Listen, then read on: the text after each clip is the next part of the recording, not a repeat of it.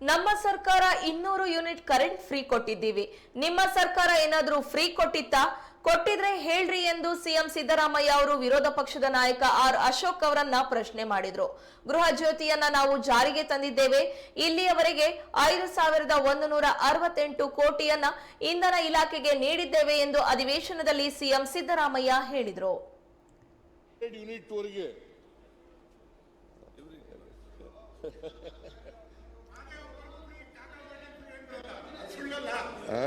ಮಾದೇವಪ್ಪನಿಗೂ free, ಕಾಕಾ ಪಾಟೀಲ್ಗೂ free ಅಂದ್ರಲ್ಲ, ಸುಳ್ತಾನೆ ಅಲ್ಲ? ನೀವೇ ಹೇಳಿದಿರಲ್ಲ, ನಮ್ಮ ದಾಖಲೆ ಇದೆ ಅದು. ಅಂತ ಹೇಳಿರೋದು ನಾನು. ನೀವು ಸುಳ್ಳು, ಇದು ಸುಳ್ಳು ಸುಳ್ಳು ಅಂತ ಹೇಳಿದ್ದು. ಪರಮೇಶ್ವರ ಉಪಯೋಗಿಸಿದ್ರು ಫ್ರೀ 200 ಯೂನಿಟ್ ವರೆಗೆ. ಯಾವತ್ತಾರು ಮಾಡಿದ್ರೇನ್ರಿ? ನೀವ್ ಯಾವತ್ತಾರು ಕೊಟ್ಟಿದ್ರ? ಯಾವತ್ತಾರು ಕೊಟ್ಟಿದ್ರ? ಏನು ಅಲ್ಲ ಹೇಳ್ತಾರೆ ಮಾನ್ಯ ಅಧ್ಯಕ್ಷರೇ, ಇದಕ್ಕೆ ನಾವು ಈ ವರ್ಷ ಎಲ್ಲಾ ರೈತರಿಗೆ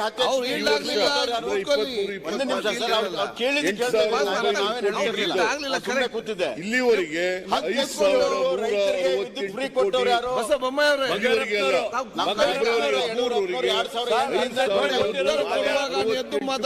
ಬಿಡುಗಡೆ ಮಾಡಿದ್ದೇವೆ.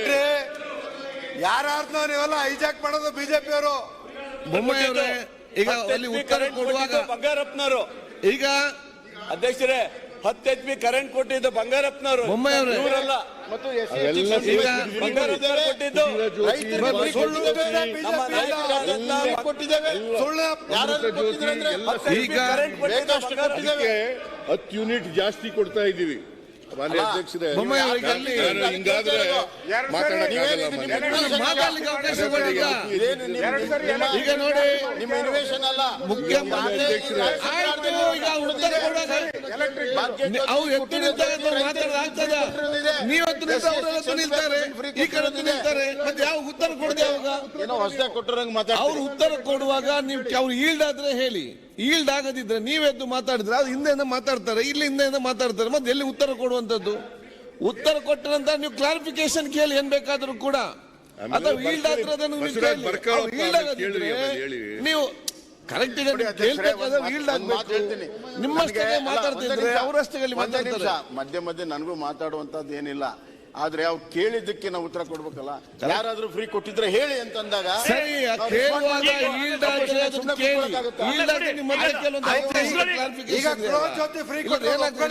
ಹೇಳುದು ಅಲ್ಲಿ ಅವರೇ ಫ್ರೀ ಕೊಟ್ಟರೆ ಒಪ್ಕೊಳ್ಳಿ. ಕೂತ್ಕೊಳ್ಳಿ, ಹೇಳಿ ಅಂತಾರೆ. ಏನಪ್ಪಾ ಮತ್ತೆ ಹೇಳಿ ಅಂತ ಹೇಳಿ ಭಾಷಣ ಆದ ನಂತರ ಮತ್ತೆ ಉತ್ತರ ಆದ ನಂತರ ಹೇಳಿ. ಜಾಸ್ತಿ ಮಾಡಿದ್ರಲ್ಲ, ಅದನ್ನು ಹೇಳ್ಬೇಕಲ್ಲ. ಕೇಳ್ತೀನಿ, ನಿಮ್ಮ ಕ್ಲಾರಿಫಿಕೇಶನ್ ಅದನ್ನು ಮಾತಾಡಲಿಕ್ಕೆ ಅವಕಾಶ ಇದೆ ನಿಮಗೆ.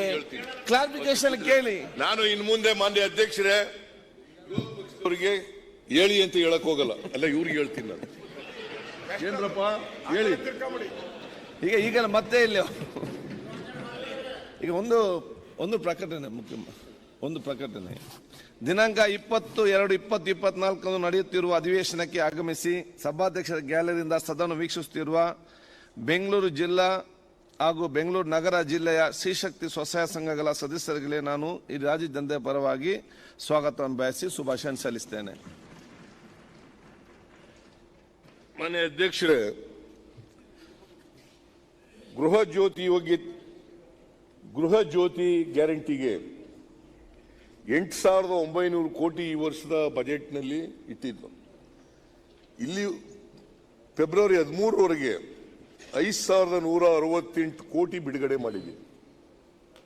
5,168 ಕೋಟಿಯನ್ನ ಇಂಧನ ಇಲಾಖೆಗೆ ಬಿಡುಗಡೆ ಮಾಡಿದ್ದೀವಿ. ಆಮೇಲೆ ಅನ್ನಭಾಗ್ಯ ಕಾರ್ಯಕ್ರಮ ಮಾನ್ಯ ಅಧ್ಯಕ್ಷರೇ, ಸಭಾಧ್ಯಕ್ಷರೇ, 5 ಕೆಜಿ ಈಗ ಸಿಗ್ತಾ ಇದೆ. ಅದಕ್ಕೆ ಅದರ ಮೇಲೆ ಇನ್ನ 5 ಕೆಜಿ ಕೊಡ್ತೀವಿ. ಯಾಕಂದ್ರೆ ಬಡವರು ಹೊಟ್ಟೆ ತುಂಬ ಊಟ ಮಾಡಬೇಕು, ಯಾರು ಹಸಿದು ಮಲಗಬಾರದು, ಕರ್ನಾಟಕ ಹಸಿವು ಮುಕ್ತ ರಾಜ್ಯ ಆಗಬೇಕು ಅಂತೇಳಿ ನಾವು ಇನ್ನ 5 ಕೆಜಿ ಕೊಡ್ತೀವಿ ಅಂತ ಹೇಳೋದು. ನೋಡಿ, ಪುನಃ ನಿಮ್ಮನ್ನ ಮಾತಾಡ್ಸಿದ್ನೇನ್ರಿ ನಾನು ಎತ್ತಲ ಈ ಕಡೆ ಕೇಳ್ತಾ ಇದ್ದೀನಿ.